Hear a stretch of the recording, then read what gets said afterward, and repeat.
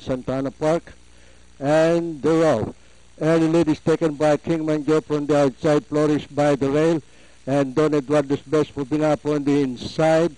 Entry number 4, Quattro Supra, and Wajala Singh is bringing up the rear. The mid-back stretch, Don Eduardo's Best by half a length, followed by King Manjo on the outside in second, and Flourish running in third by 2.5 lengths. Wajala Singh moving up on the inside, and on the outside is Quattro Supra.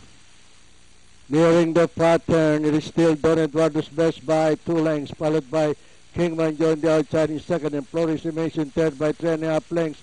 Wajala Singh moving up on the inside, Quattro Supra on the outside.